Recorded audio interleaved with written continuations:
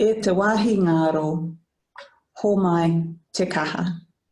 Ki te wai I ngā huarahi tika, tihi mōri ora.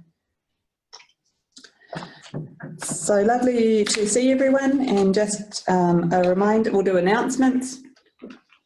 Oh, hi Jess. Yay, good to see you. Can you hear me now? Yes. Yeah. Yay. Okay, so announcements and things. It's good to have everyone here today, and our next echo, we'll remind you at the end, but it's not till January. Just looking at Andrea, making sure I'm saying the right things. Just a reminder that we are recording this session. We will mute and unmute microphones to make it easier for everyone. And now we've got sound everywhere. Remember, no identifying health information, so don't say names of patients, that sort of thing. And we do want to talk about patients, but let's just be really careful. I think last time we discussed that when we're talking about a patient's location and things, we do want to have their social history, but not something that someone would go, oh, that must be so-and-so because there's only one business like that in that town, that sort of thing. Right, so today we have the pleasure of having Megan here to speak to us. She's been with us this week from Ottawa and brings a whole lot of paediatric palliative care knowledge. So over to you, Megan. Thank you.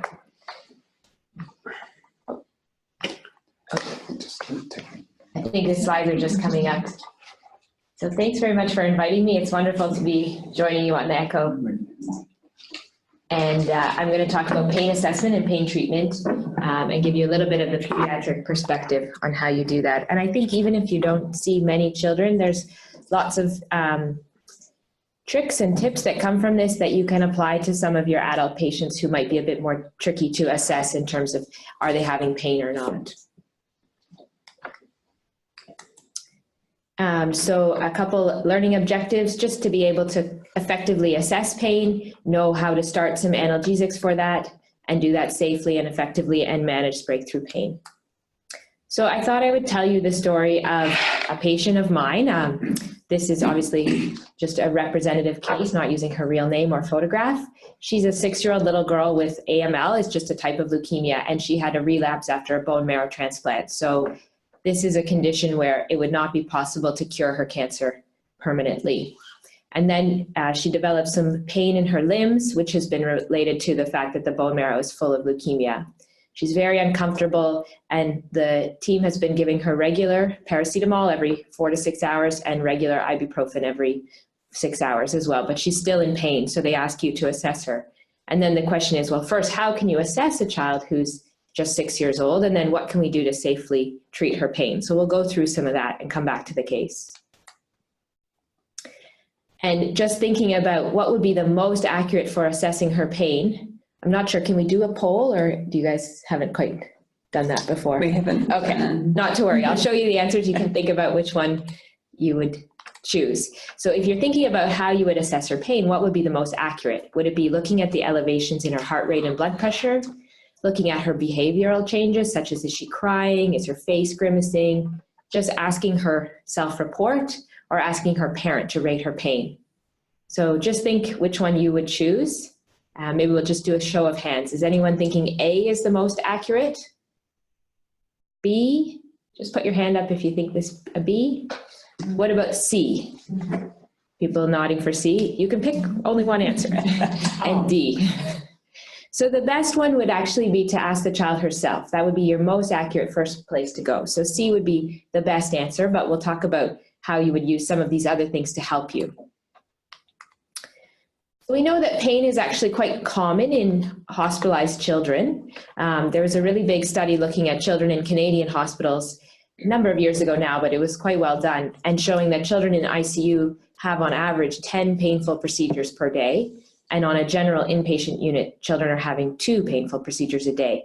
But in the same study, less than 1/3 of the time was anyone documenting that they had given any pain interventions for those procedures. And I think we often need to recognize a few of the myths that we may still hold in our minds about children and pain. So some people would think maybe children don't feel pain, or even if they feel it, perhaps they don't remember it. So what's the point of us dealing with it? And often we think, well, they can't report their pain, but I'll tell you, we do have some good tools to help us find out about pain, even in quite young children. People often wonder, well, do children exaggerate their pain? And we'll talk about how the pain experience differs in children of different ages.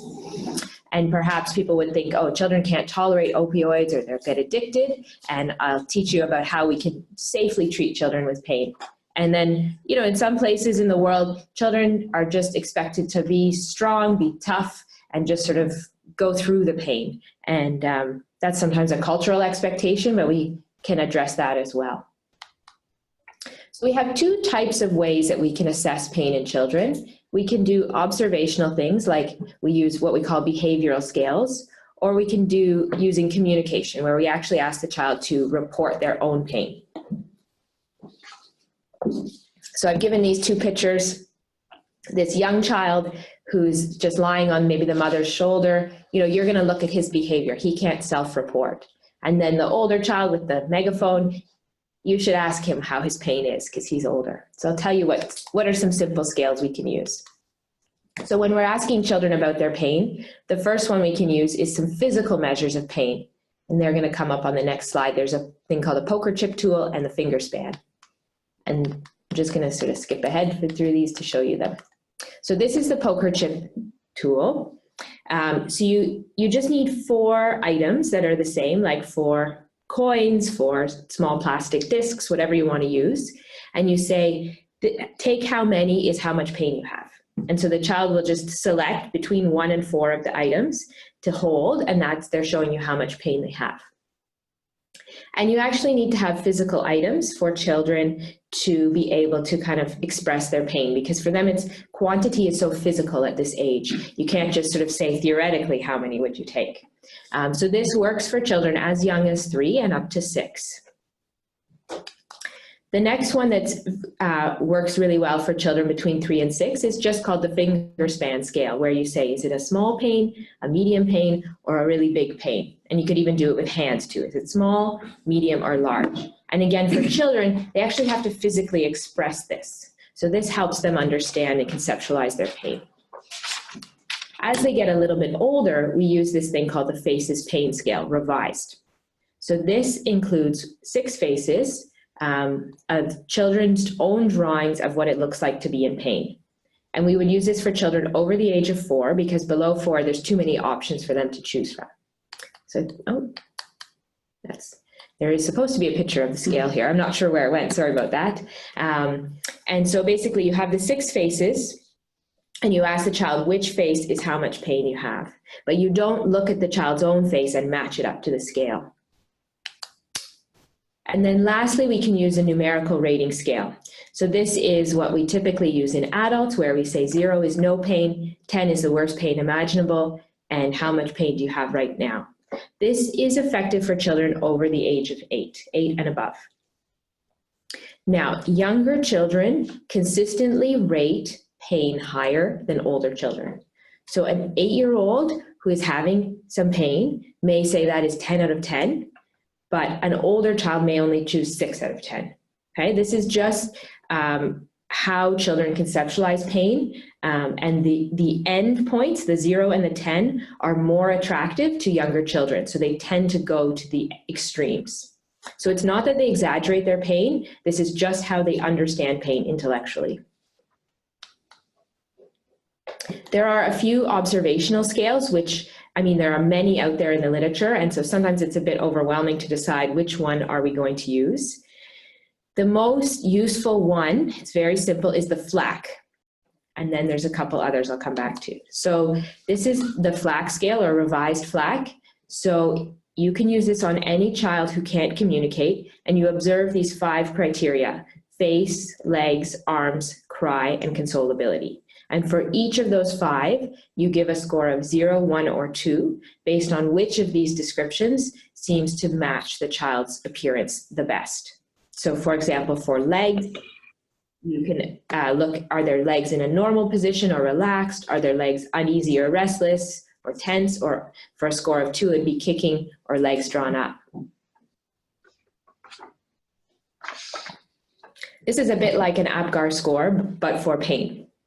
The issue is you really have to have it on some small card, you know, on your lanyard or in your book that you're carrying with you, because you can't memorize this. And it does take a couple minutes to score a child. The other scales, oh, my pointer is not working now. The other scales that we use are for cognitively impaired children or children who are neurologically having differences, having impairment.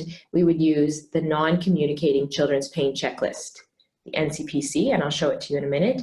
And then for babies, there are 2 that are quite useful. There's a neonatal pain scale and a premature infant pain scale. They're called NIPS and PIPS. And I'm sure that your NICUs would be using those. They're very, very commonly used in babies. So I'll show them to you. Oh, no, they didn't. They exist, sorry. I probably had a short presentation and didn't want to overwhelm you. So those are available. You can look, they're freely available online. You can look them up. For the one for, I'll just say another word about the cognitively impaired children's pain scale. So there are a few for cognitively impaired children. The NCPC is quite detailed. There are 30 items, and for each item, you're going to ask the parent to score it from 0 to 2 based on how much the child is having that behavior. So this is not a scale that you're going to use 3 times a day to assess pain in a child. This is when the child is having unusual behaviors or symptoms, and you're unsure if this child is having pain. And the parents keep calling you, keep coming to visit you, and they keep saying, I think he's having pain, I'm really sure he's having pain, and you're not sure. So you would actually ask the parent to do the scale and do some scoring for you to comprehensively look at a number of behaviors and see if you can identify potentially this is pain. You may then use that to guide you, give the pain treatment, and see if the scores improve after pain treatment, because some of the behaviors are non-specific to pain. So you may not be certain it's pain, but you may treat it empirically and then see how does the child change. Does the child's behavior overall, are there reductions in those behaviors? And it's so detailed because often in children who are neurologically impaired, there are many, many behaviors that are potentially pain because they're not showing us exactly the same way as another child that they're having pain. So it's very comprehensive to try and make sure we don't miss any behavior that might be pain. And that checklist was actually derived and developed from interviews with parents of children who had neurological impairment and asking those parents, what does your child look like when he or she is in pain? So it's been nicely validated from that research. So now I'll move on to briefly tell you about how we can treat pain in children. So I think the most important thing we have to recognize is that we need to always combine for children pharmacological strategies with some non-pharmacological strategies, because many times for children, pain is heavily influenced by anxiety or other external factors, and that pain treatment medications do not always address those issues. Similar to adults, we use the WHO principles for pain management in kids. We use the principle of the ladder, which I'll tell you about, meaning we have some stepwise approaches to how we manage the pain. We use the principle of by the clock, meaning that it is more effective if a child is having persistent pain, that we should give them the pain medications on a regular basis, not just PRN, because we know that if we give pain medications regularly to a child who has persisting pain, overall we need to use less medication than if we just say, oh, we're going to give it once the pain gets up to a certain level on a PRN basis. I've given a picture of a pill here because we should use pain medications ideally by mouth for children if they're able to swallow them, and then by the individual, meaning that the clinician and the patient and family talk together and make adjustments in the dosing. So for children, this is the major difference. The WHO pain ladder only has 2 steps. Okay, so this came out in 2012 and replaced the previous guideline from '98. And at that point in 2012, for children, we switched to a 2-step pain ladder. So as you can see, for mild pain, we use either paracetamol or ibuprofen. And for moderate or severe pain, the recommendation is to go straight to strong opioids.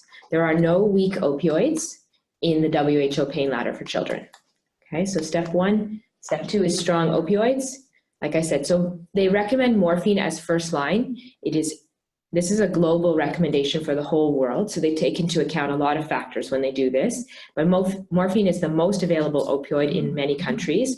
It is very inexpensive, and it's very simple to use. The dosing is very straightforward. Of course, the other options, all the other strong opioids are appropriate, but there's no evidence to suggest that for children that one of them is superior to morphine. So that's why, again, because morphine is so cheap and readily available, it is the first line recommendation. And like I said, we avoid the weak opioids, which means tramadol and codeine, because for children, there is a lack of evidence that these are safe, and there is actually safety concerns about using these in children. So they are not recommended for children.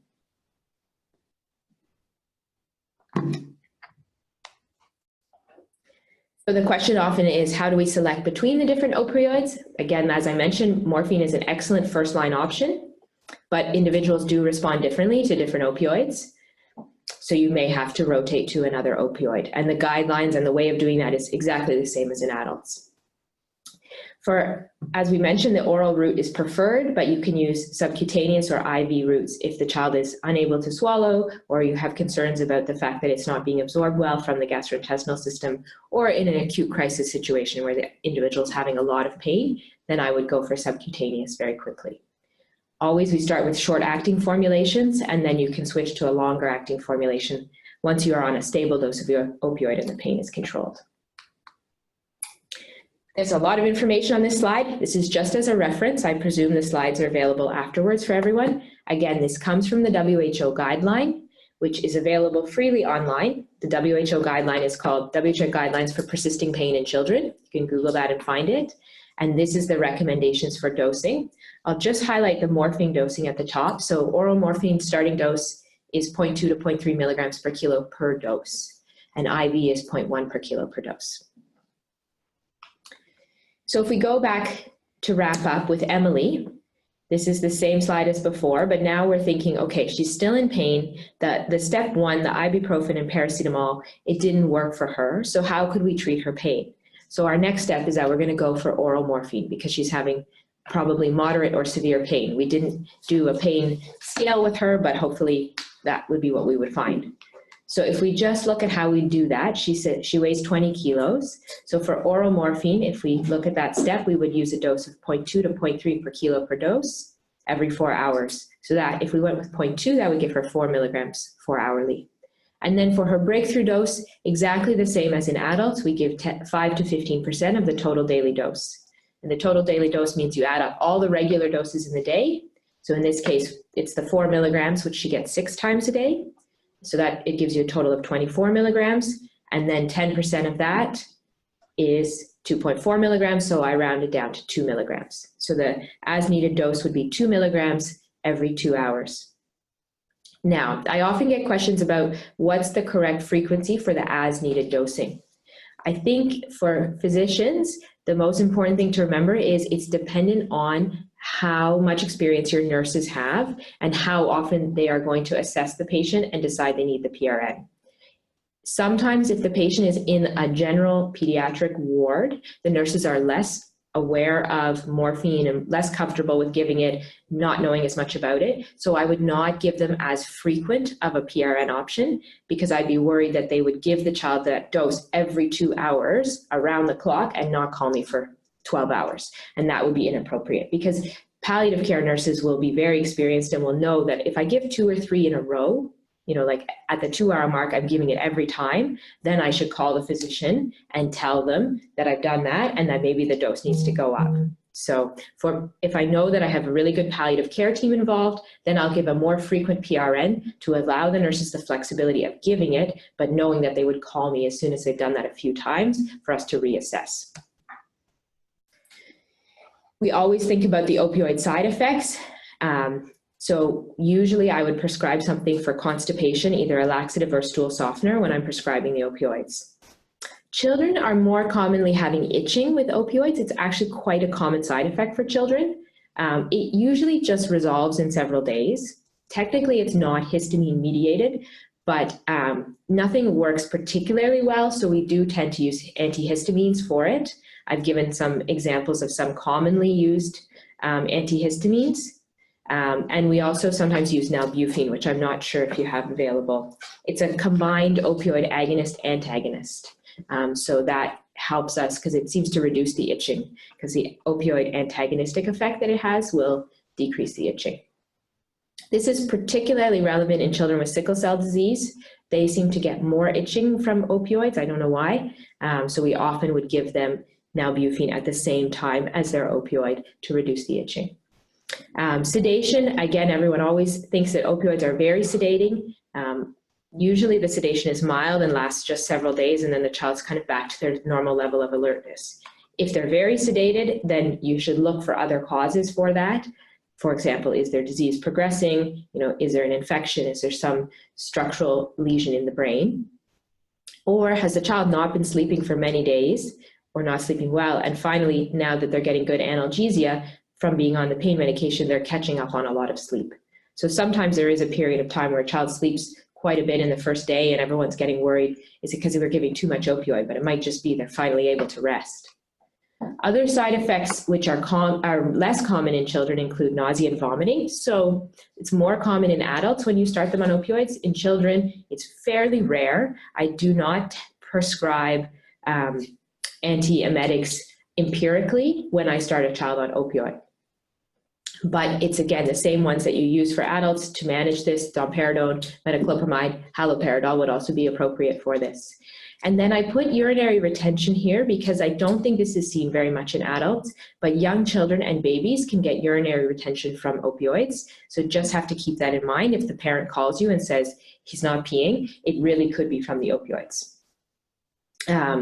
We usually manage it with, we would catheterize the patient if they really can't void, or you can try some of the kind of non-pharmacological things like trying to get them to void in a warm bath, that kind of thing.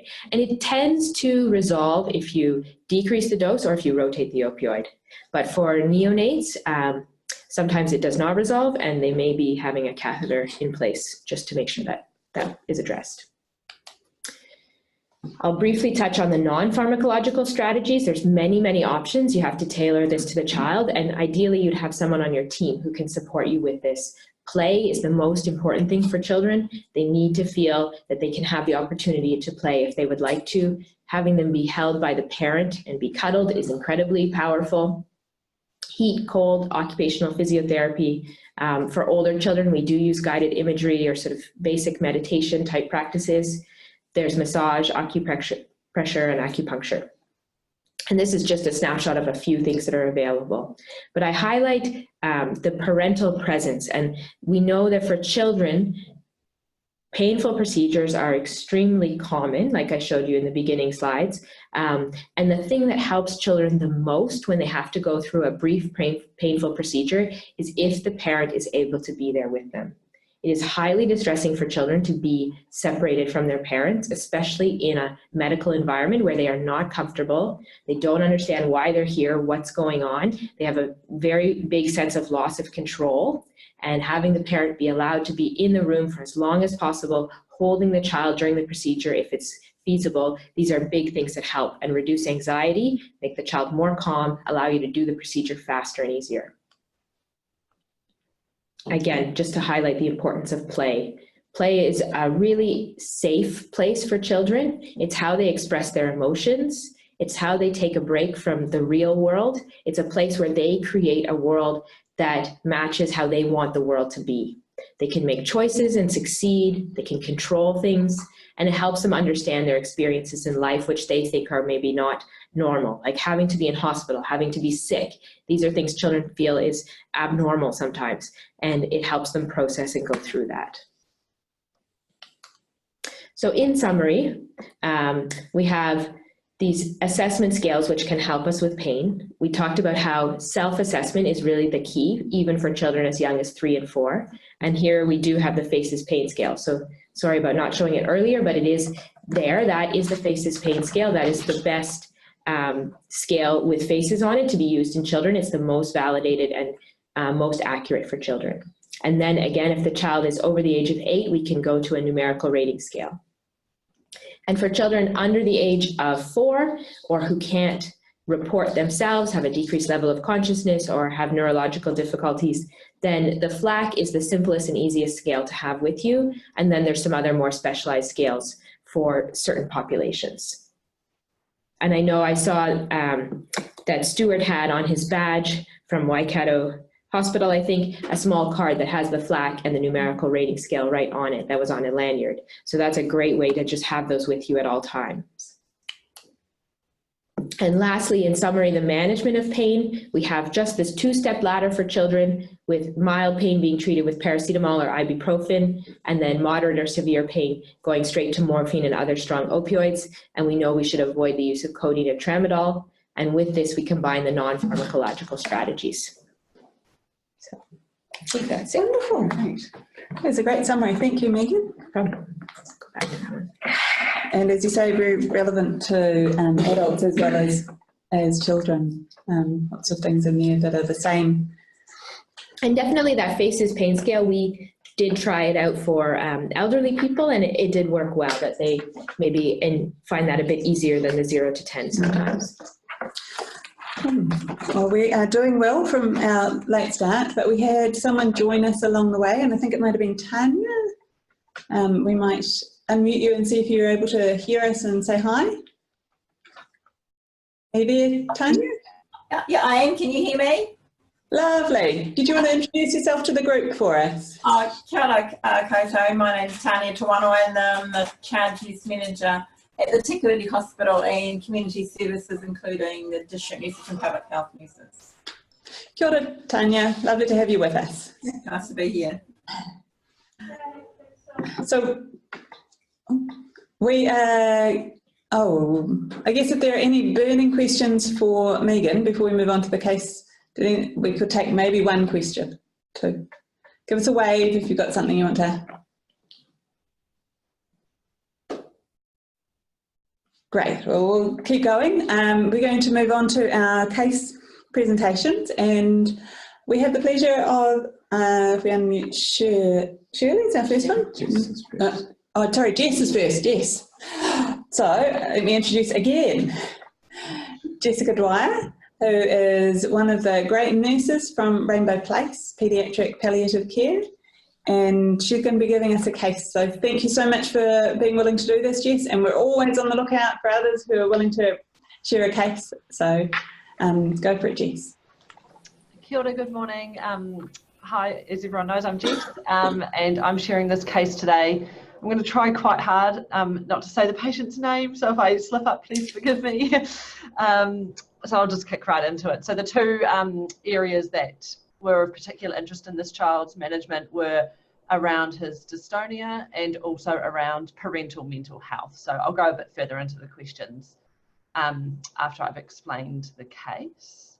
So this child was 20 months old. He is a little boy, and he has a diagnosis of a progressive leukodystrophy. He's got a syndrome that's called Aicardi-Goutieres syndrome. It's quite rare, but there is within New Zealand, but there is a community online that people are part of and they know about. He was diagnosed in June 2008. However, he has had it since birth, but that's when they finally figured out what it was. Just a little bit about him. He was an easy to smile young boy who was the firstborn child to his parents. They moved to the region in the last 4 months as there was more family support here. In terms of screening and significant investigations that have been done for this boy, he has had MRIs, he's had genetic screens, and he's had a hell of a lot of chest X-rays, as it will become clear as to why as we go on. In terms of his past medical history, he was born early 2017, and all the way through to the beginning of this year, his parents were advised that he likely had reflux or was a poor sleeper. From really early on in his life, he's had significant respiratory illnesses requiring lengthy admissions to inpatient care, and this always resulted on eventual discharge home on oxygen. He is particularly prone to left lower lobe pneumonias, and that was often the diagnosis that he ends up with. He's had a gastrostomy insertion because of this, like many neurodisabled children, and this is due to the fact that he has an unsafe swallow, and also just the sheer amount of calories needed to sustain him was really difficult for someone with the significant neurodisability that he has. He has a developmental delay, and as associated with his condition, he has dystonia and he has a spasticity as well. In terms of his holistic assessment, physically, some of the things I've already spoken about, the dystonia and spasticity with significant associated pain. Current treatments that he's on include baclofen, tetrabenazine, which is a new and fancy drug, gabapentin, clonidine, and clonazepam. He has gastroesophageal reflux disease, which is being treated with omeprazole, and yet recurrent chest infection, so he's on cotrimoxazole under a respiratory physician from the tertiary hospital Starship that his respiratory physician recommends just low-level prophylaxis at all times. And he has an unsafe swallow, which was developed, and recently the gastrostomy was moved right the way through to his jejunum, away from his stomach, so that this was aiming to avoid aspiration, as contents of his stomach were often finding their way into his lungs. From a psychosocial and family whānau point of view, his parents are married, and they had established career before his diagnosis and subsequent deteriorations. They're now down to a single income. Mum is the primary earner and Dad was the stay-at-home carer. Extended family support is variable due to fears around caring for such a changeable child. Emotional support is significant, but physically getting someone to take over and look after him is challenging. Living in what was previously their rental properties are undergoing renovations to allow for extensive equipment, which is often seen with our families. There's some identified social isolation due to loss of friendships, due to the complexity of what life is like now. And Dad particularly is passionate about parental mental health within the paediatric palliative care context and has brought this up with me several times. Spiritually, it was not extensively explored with this family in recent times, but the initial assessment that I carried out did not yield any significant findings for spiritual needs. Ethically, there was a couple of key points I wanted to bring up, which I don't feel are completely unique to this child and actually are quite broad across paediatric palliative care, and that was currently in a really tough phase, doing it really tough from a chest point of view, has been bad for about 3 months with no improvements on chest x-rays. And families have some differing views to other healthcare professionals about his trajectory. And this isn't a disagreement, it's just that it's really difficult to see the reality of things when you're in the world all the time. And key point that was brought up in an advanced care planning session was that they didn't want to be blasé and miss what could be his last few days or weeks of life because it might not happen in the way that they expect. So ethically, that's what we're working with. Communication, phenomenal family, so in regular contact, phone calls every 1 to 2 days, and home visits at least once a week. And this is shared between myself and the home care team that we work really closely with. They're open and honest people who are not afraid to talk about the tough stuff and very realistic and proactive in their advanced care planning. Working in a really large team, often with these families, so Rainbow Place, paediatric home care nurses, a paediatrician from Waikato, a neurologist in Starship, and very extensive allied health, so OT, PT, speech language therapy. So if I can, sorry, just flick back up to my questions. What I wanted to talk about was I wanted one physical and one sort of a bit more holistic. My first question was options for night sedation are complex due to respiratory depressive side effects of many agents. He's previously trialled clobazam, melatonin, and some CBD. Currently, clonidine is of benefit, but some anxiety around some lessening effects were being seen, and the duration of sleep after clonidine given was shortening as time went on. And I was just wondering if anyone had any alternative ideas. And then my parental mental health question was around support through just so many unexpected recoveries, but never going back to baseline. And I wanted to talk about if anyone's got creative ideas about the best ways to support this family when making decisions about just how much to intervene, because ultimately these parents are faced with an impossible decision. And I think it's important that we know how to support them best. And it's always an area of practice that I'd like to improve on.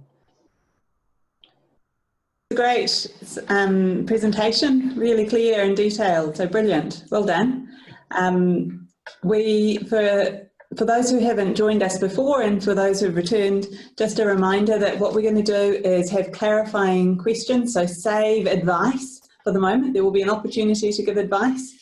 and thoughts on answering these questions. But first we want to see, are there any clarifying questions? Any questions for Jess to help understand the case better?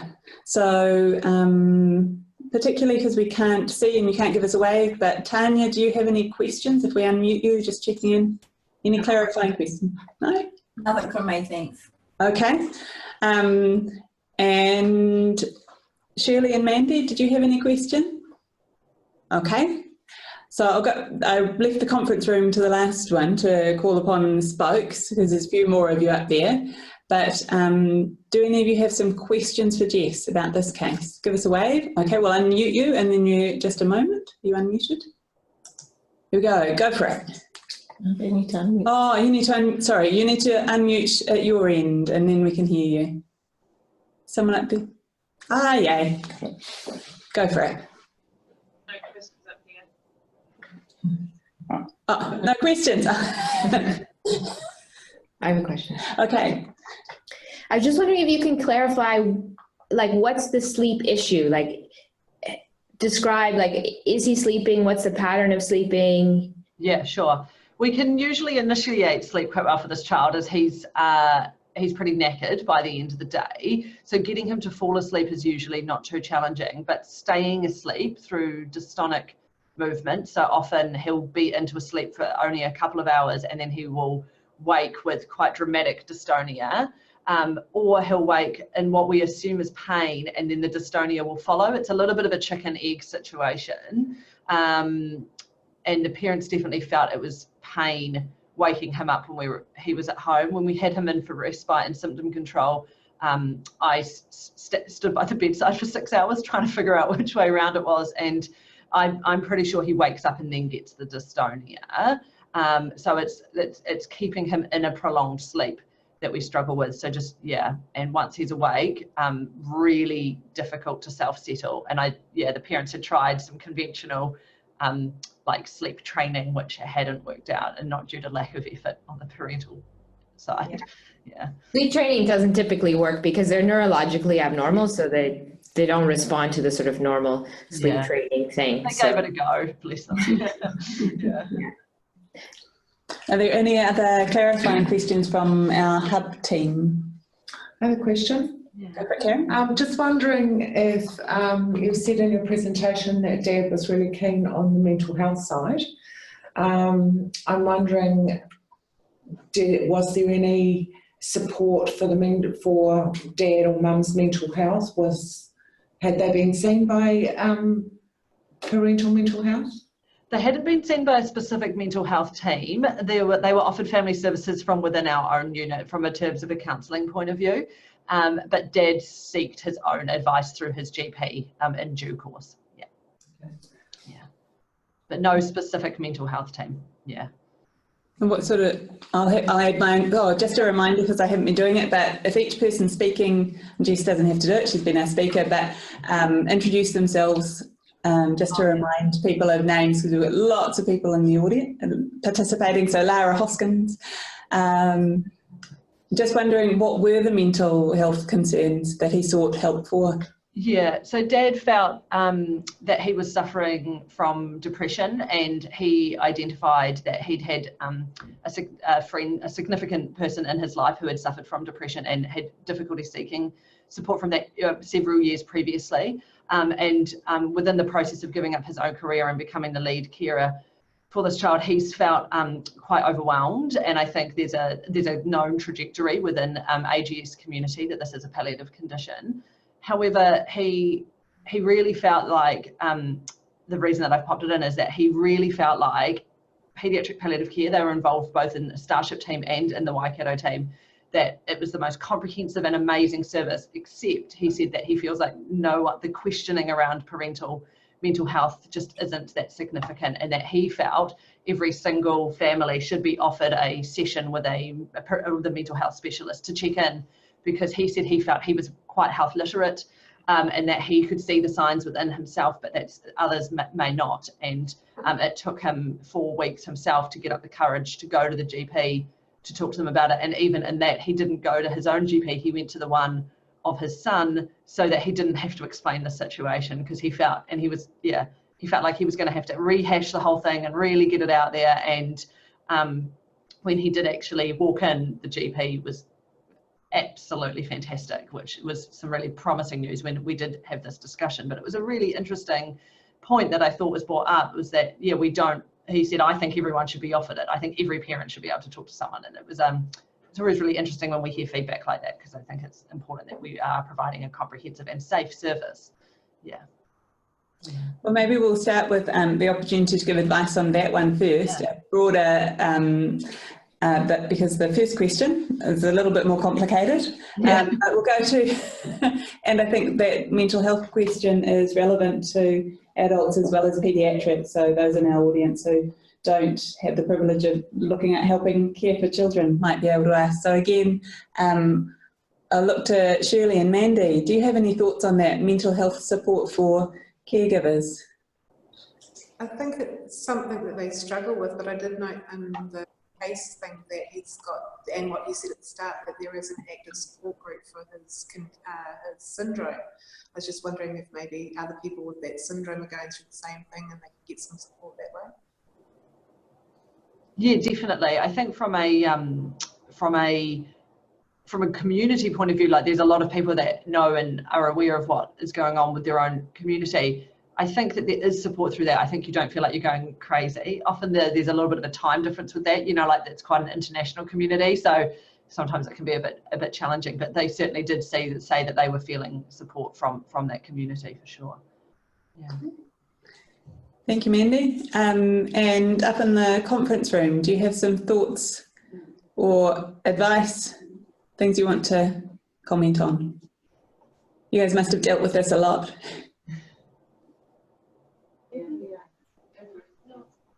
Hi, I'm Renee, Children's Home Care Nurse at the hospital. I completely agree with you, Jess. I think that we can't underestimate the psychological impact on families of caring for a child with chronic illness, life-limiting illness, life-threatening illness, and I think that it's really important to address the psychosocial aspects of care as well as trying to manage the physical symptoms of the child. And I think as nurses, it's always hard to know when the balance is tipping towards, you know, like severe mental health, or, you know, mental health problems that need treatment, medication, versus counselling and support through their team, their support team. I find that quite hard to know where that tipping point is, and sometimes parents don't know themselves. I mean, that father sounds like he was quite in tune with his own well-being, but not every family is. Yeah, good comments. Thank you. Are there others? Oh. Add on to that with what you were saying, Renee, Zoe Anderson from Rainbow Place. Go, Zoe. I like what you were saying, Renee, and I agree with both you and Jess. And I think with mental health and psychosocial support for families, then slotting in that as the respite care, if families are getting the regular respite and sleep that they need. How would that influence their mental health?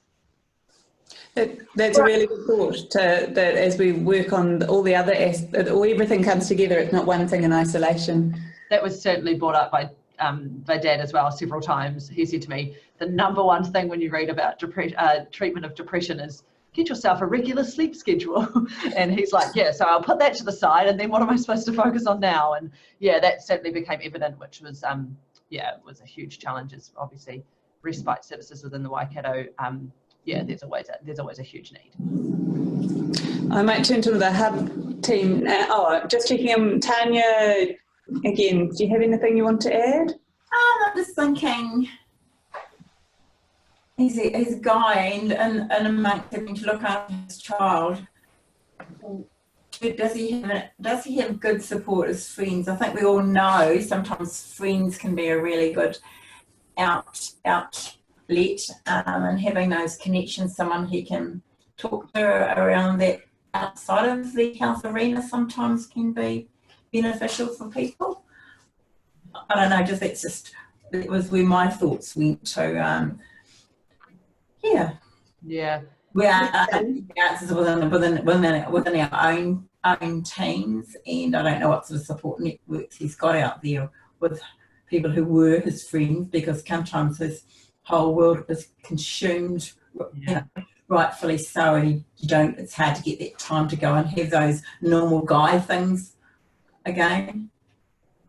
Yeah, that was certainly a significant, like when we spoke more about it, it was one of the things that he said he was trying to make a huge effort to catch up with friends, but actually there was a significant social isolation from the fact that friends that were friends with them before their child became sick were actually less likely to want to catch up with them due to the fact that they were sort of freaked out or less flexible. So you make a time and then you're like, look, it hasn't gone to plan today, can we push it out a few hours? And people often are like, oh no. And there's less flexibility from the community that don't understand how impossible it is to make plans and stick to them within this world. So he was like, oh, it's just not worth it. You know, it's too much time and organising, which I can also understand that it's, it can be really challenging. There was a hope that we would be able to introduce this family to other families within our patient community. And that's proving to be challenging currently just due to the fact that there are so many repeated hospital admissions for this child, and also there's a fear from within the parental community that you become friends with people who are going through the same thing as you, but when your common thread is palliative care, that can also not really be that uplifting. Some people find it uplifting and some people find that it's just, it's quite emotionally daunting to also make friends with other people who are suffering. So it's a little bit of a difficult one when you're making friends within the same community. Cool, we'll turn to the hub team, because again, you might be itching to have a comment, and we'll first focus on that second question. Any comment? Yeah, go for it, introduce yourself. Young Family Services Manager. Ideally, it would be great to be introducing families to a counsellor in our family services team on the first visit as just a normal person to go along and meet a family early. So it isn't problem saturated. We're part of the team. We're here to meet you, and the family can call on that help as a baseline from early on, and as one of many opportunities. But that normalises it, because already these families are high risk by the very nature that they have a sick child, and that is not to be dealing with what they are. That was done with this family, so within the first 3 visits, within the first 2 visits, that was done alongside this family. Yeah. I mean, it's still people's choice, obviously. Yeah. Others in the hub that want to? Oh, Debbie? I'll just move closer so I need a microphone.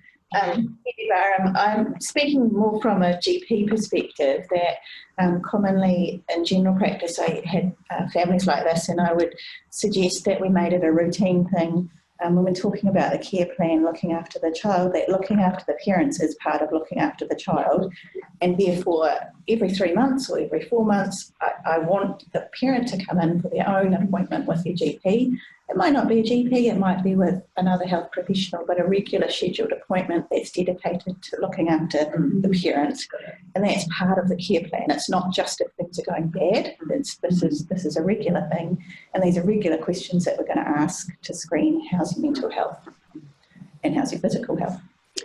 I think that's a really good point, and I think as a specialist team we need to not take things away from general practice, because that care can continue beyond the child's life and with other movement and things, and can address lots of things. So you said the dad was asking, can every family meet a mental health specialist? So we might have the opportunity to offer them a counsellor, but that might not correlate with the time when the issue arises, as you said. Which moment do you have? And that sounds like a great plan, to regularly meet with your GP and to know that that's a standard part. But yeah, I completely agree. I'm so pleased that we're starting to talk about the GP side of things, because I really feel like that's where the strength would lie within this. As I spoke further to the dad about this, he said that it cost him a certain amount of money to go to the GP, and that he said he felt that a GP is a really good place to start with that, because it's actually already they're trained, the GP was like, great, let's talk about it. There was no discomfort around it. I think for me, from working in a community-based position, I actually have very little to do with GPs out in the community, and especially those of parents of children. And so I think that was something that if we could talk like further, maybe heading into the future, about our model of care and the way we look at it, is there a way that we could perhaps open communication ties so that simple things like, you know, I just wanted to let you know that in the last 3 months we've had 7 medication changes and 2 hospital admissions, and, you know, these sorts of things, not breaching any confidentiality, but actually just information sharing, so that when that parent walks into the GP, there's some background knowledge, because I feel like there's no GP in the Waikato that's going to say, oh no thanks, I don't want to know about that. Yeah. Well, I think currently that's not our standard practice at all. Yeah. That's a really good thing for us to look at, I think, improving GP connections. Yep. But I'm aware of time, and so what I might do is just sort of, because I really do want to hear from Shirley and Mandy, so I might ask Megan if she could respond to the first question, because I don't want to leave that completely unaddressed, but give us a sort of summary recommendation and we'll move on. Sure. So I think for this is trying to get a child to sleep and stay asleep, and maybe dystonia and pain is either triggering awaking or is contributing to prolonging the awaking periods, and probably doesn't matter which one it is. So the next things you could do is like maximize and optimize quantity and dosing, like 5 mics per kilo per dose, Q4 hourly, like pretty consistent. If you have clonidine patches, there are continuous clonidine patches that you could use as well, transdermal, that may then keep him asleep at night. I might rotate the benzodiazepine. Some of them are a little bit more sedating. I tend to use nitrazepam. I find it works better. I might use as needed benzodiazepine to reduce or stop the dystonia when it is keeping him awake in the night, like a PRN dose. You could also try tricyclic antidepressants as a neuropathic pain agent, because central pain is usually involved and they're sedating a little bit. You could also try altrazodone, which is another medication that has the side effect of being sleep inducing. He probably just needs a few more medications at night, like to keep him asleep. Optimizing gabapentin dosing. Sometimes babies and small people metabolize it faster, and so we actually up the maximum dose up to 60 to 75 milligrams per kilo with like an extra dose at night if he wakes up. So there's probably a number of things that you would sort of cycle through to try. There are more dystonia medications. I don't know if he's taken all of the other ones, like trihexyphenidyl and he's taken tetrabenazine, Artane, which I can't remember the generic name for. It's like the anti-Parkinsonian agent. So there are, like I've had some patients who are extremely dystonic, and we have tried a number of other things. So you may, just probably like pushing through a number of things and trying it. It's a slow and frustrating process for everybody, for sure.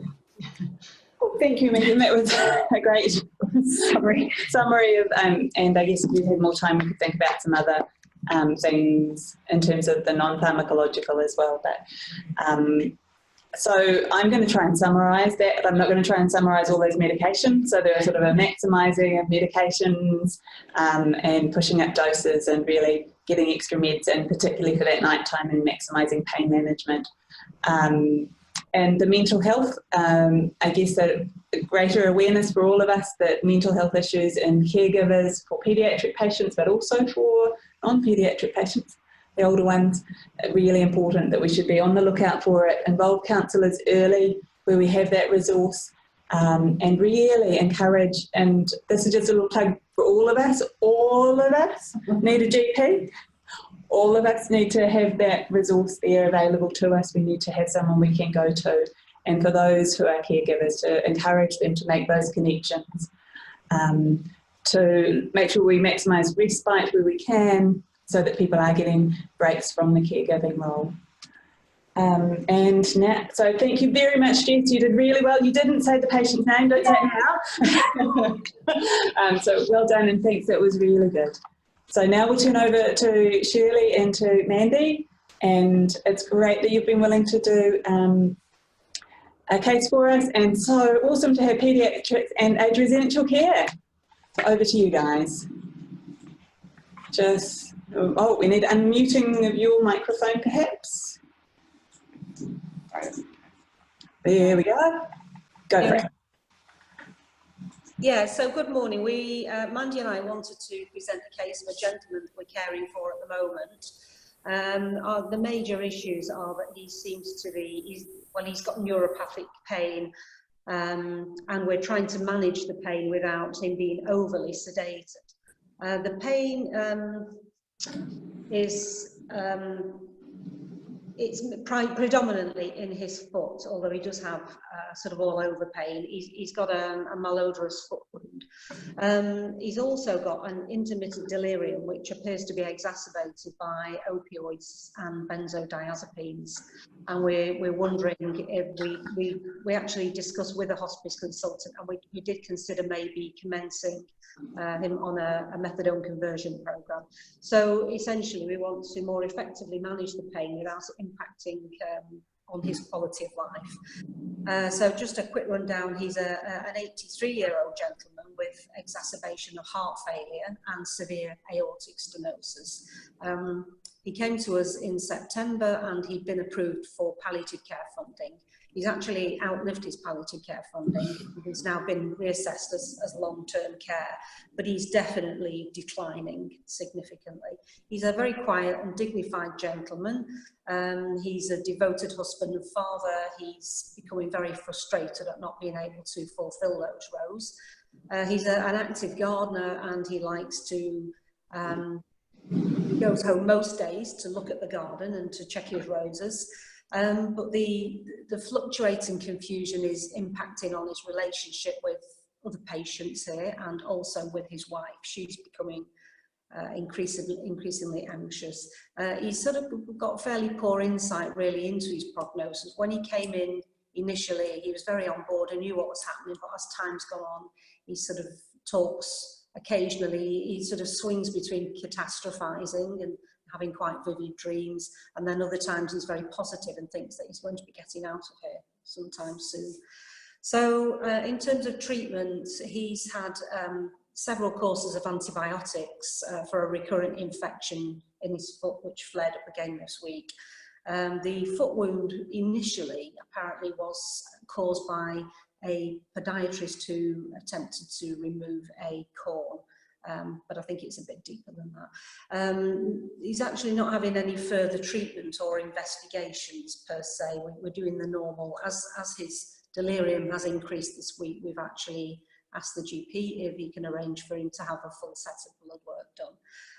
He came to us on very small doses of oxycodone, and that climbed up to a BD dose of 10 milligrams of oxycodone, which really wasn't effectively managing the pain. Then the GP commenced a 12.5 microgram fentanyl patch, which has subsequently increased to 25 microgram. He's now on TDS pregabalin, which the GP increased to TDS last week from BD. He's got regular paracetamol. He's on diuretics and a rack of cardiac medications. And just yesterday, he was commenced on 0.5 milligrams of haloperidol, BD, to try to address the delirium. He's actually becoming a little bit more confrontational now, especially during the night.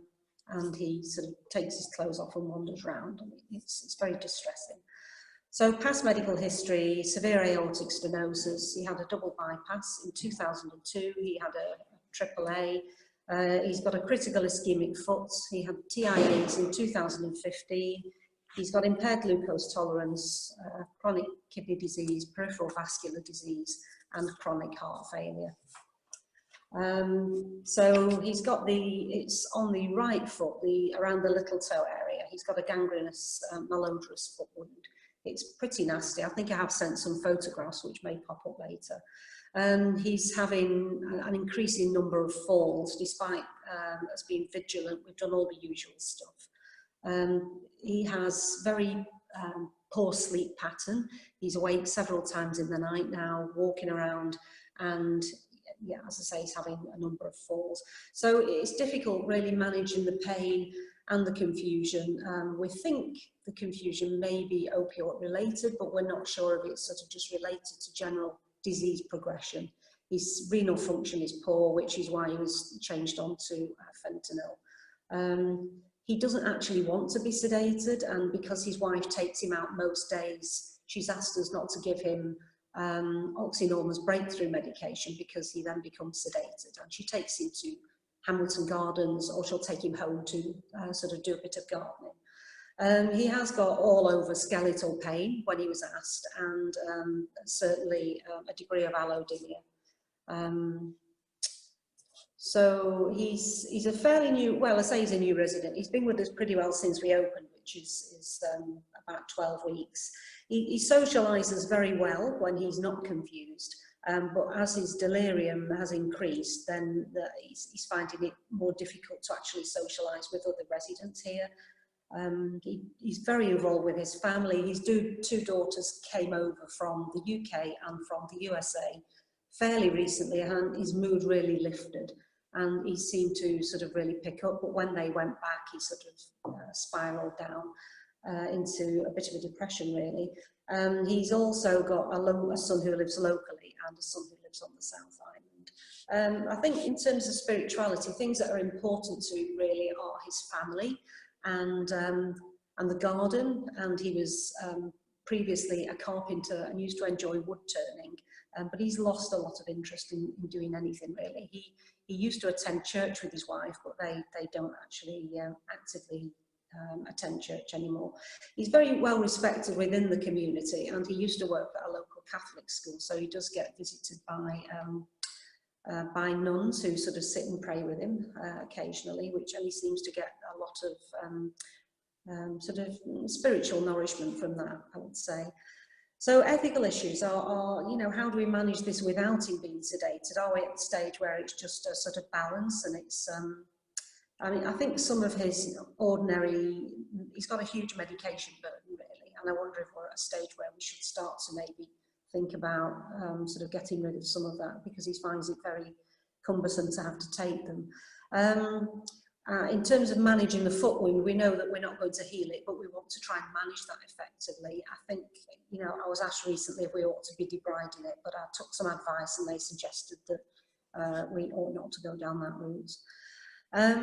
He's got these fluctuating levels of confusion, and we think that maybe it's a fluctuating decline that's already starting to happen.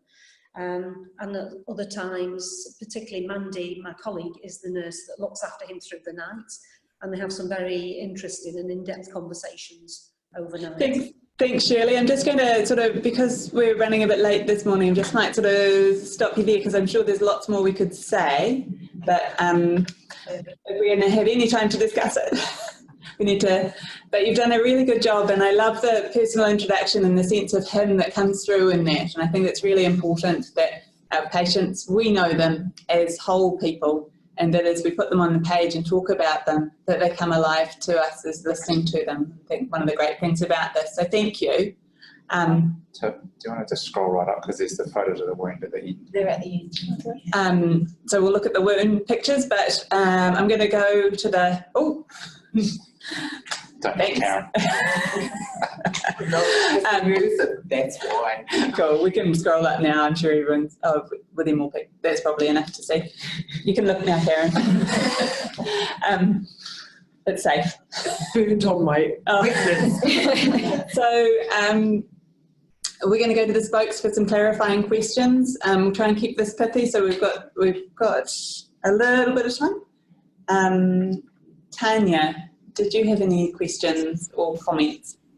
Not advice yet. No. Thank you. Okay. Up to the conference room.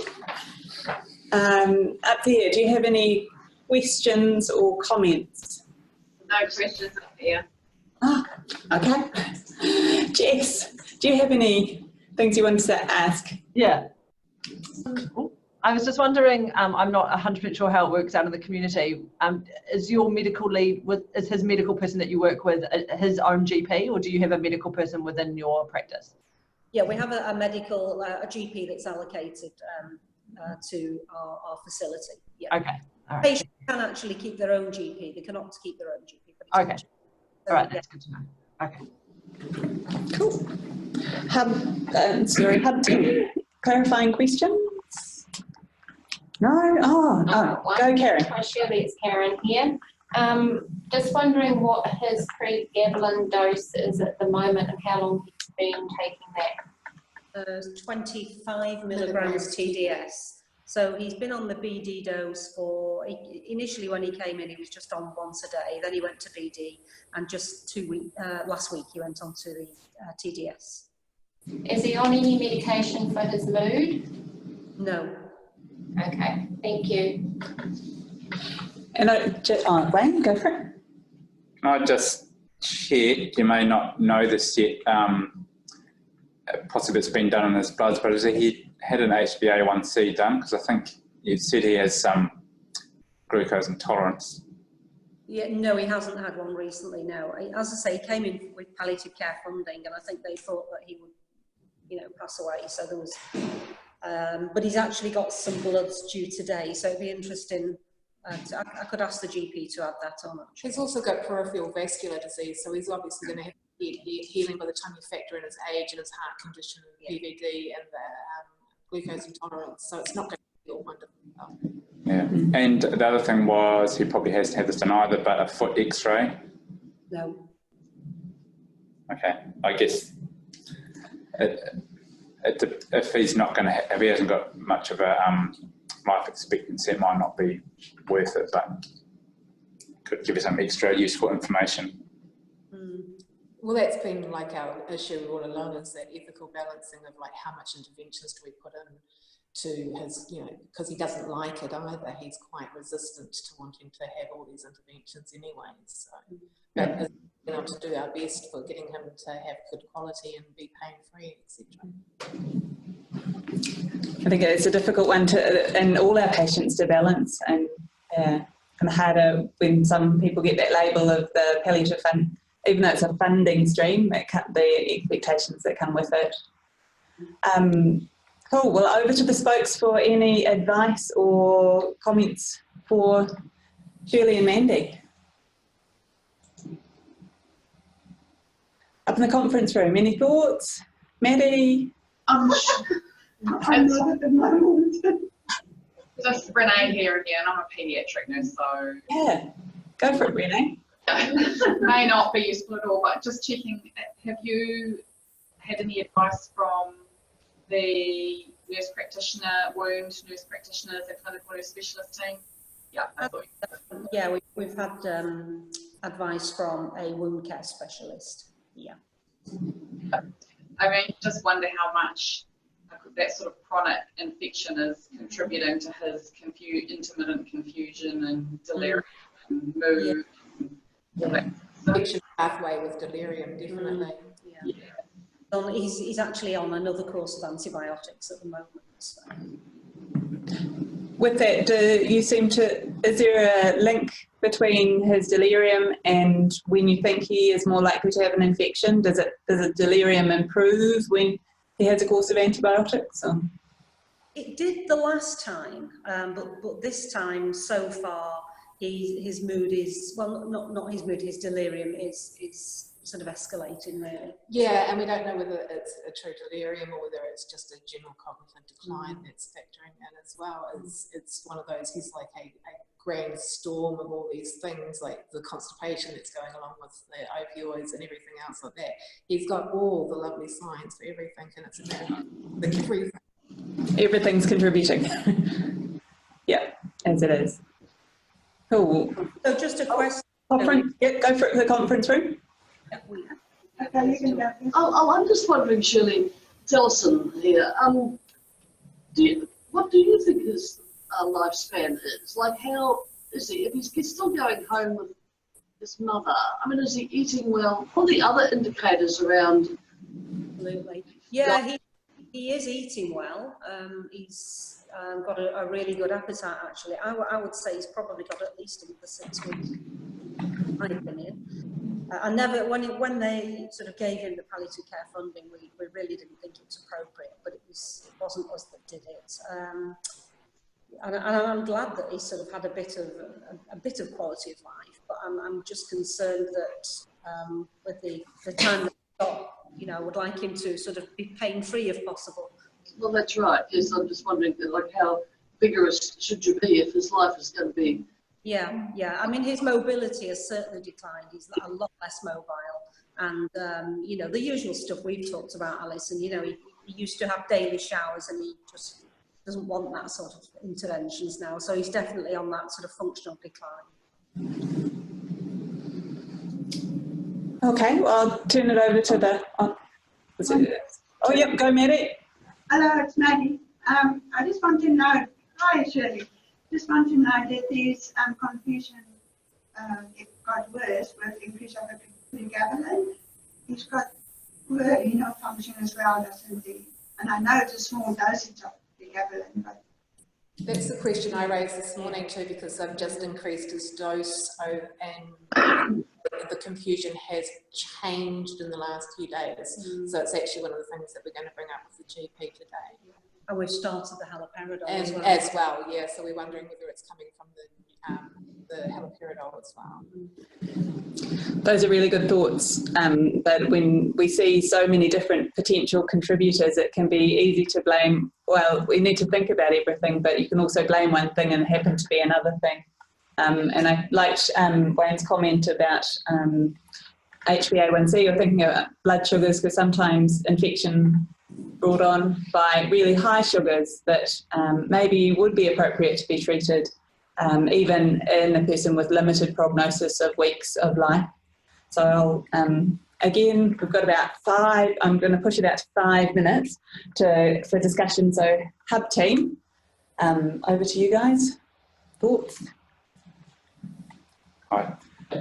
So I'm just wondering, because his wound is quite nasty and it looks to me like it's down to his joint and his big toe, so it's probably, I would say, very, very painful, and it could be impacting on his mobility. So that could be a key factor in his decreased mobility if it's so painful to walk on. The other thing I'd be really worried about if he has osteomyelitis in his bones as well, because you need to have them on the right type of antibiotics.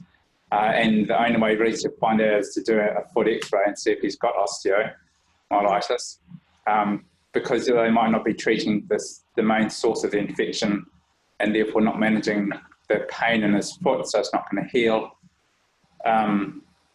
We can do things palliatively to manage the symptoms with the odour, upping his pain management, but actually addressing the core issue, which may be that chronic osteomyelitis infection, could be an important part of his care. But the question there is around his likely prognosis, because, you know, are you going to do something really significant to manage that? But then if you do something, it could make his quality of life significantly better. I think that's a good point, but there are some in-between options, so that you could consider long-term, if it looked like it is a chronic infection based on bloods, whether you do an X-ray, whether the GP thinks an X-ray is helpful or not, considering long-term oral antibiotics that might cover the likely organism is between, that it doesn't have to, sometimes when we send them to hospital or ask that question, is this osteomyelitis, goes way down a big route, and thinking what would be the right balance, and it's hard to get that with the information. But do you have any comments, Brian, on that infection, pain management? Hi, it's Brian Ensor. I think that, that the whole prognosis thing's important. It doesn't sound like a dying man, and it may well be important. I'm not a great fan of fentanyl in those that sort of pain, and methadone's been suggested. I'd be very tempted to back off and start again with methadone. Yeah. And given that you're doing your whole delirium screen and your bowels and all that sort of thing. The other thought I have in terms of delirium management, he doesn't want to be sedated, but it sounds like nights pretty mad, you have to go, nights are getting worse, so making sure we've got adequate antipsychotics there at night, particularly if this dignified, quiet man is doing things that he wouldn't want to be doing, then considering some levomethomazine 6.25 at night, or look at, you've just added the haloperidol, so seeing how that goes, but wondering about some PRN haloperidol, particularly for the night staff, so that the dose can be increased and we can see will haloperidol alone be enough to help manage this? Do we need to go with a sedating antipsychotic? Yeah, bearing in mind, of course, that sedation, but just a reminder to everyone, haloperidol is not sedating, particularly when we're using it in these sort of doses, 0.5 milligram. So we shouldn't hold off on it, and we should also, yeah, be careful in patients with multiple reasons for their delirium that we don't just blame the opioids and then because pain can make delirium worse. You know, lots of you know that, and I just sort of want to restate that, and I think you're aware of that, Shirley. And but anything else burning from? Okay. I have one thought. Megan here, Megan Doherty. Given that you think his prognosis is quite short, you may even, referencing the chronic osteomyelitis, could you just, without knowing you have that, go for empiric kind of treatment if it's 6 weeks and it, you know, nothing super invasive, but, you know, maybe oral antibiotics, that would be addressing that if that was potentially there without going through the X-ray bone scan. It might be nice to have something like a C-reactive protein or white count elevation on bloods that you can monitor to see if you see an improvement. But I guess see how the haloperidol goes, try some methadone. If we get a whole lot of improvement there, then we might be able to go, oh, leave it. But this would be a great one for you to represent, Shirley. Then everyone can hear how it went. The great thing about meeting like this is that we can get the long-term follow-up. Find out, did the haloperidol work? It's like the cliffhanger. We'd be happy to do that. Very happy to do that. Okay, cool. Thank you. So I'll try and, I'm supposed to summarise the case, so I'll try in 30 seconds summarise it. So a lovely, dignified elderly man with multifactorial delirium and trying to weigh up prognosis and what we do and don't do, possible nasty wound, the possibility of thinking about chronic infection in there and some antibiotics, either empiric or various levels of investigation, depending on how we think the prognosis sits, looking at changing analgesia to methadone, which could be a stop-start thing with advice from palliative care, from hospice, and trialling that haloperidol, which has just started, and seeing how that goes. Good stuff. Okay, thank you. Well done. That was really good. So now I'm just turning to my right page.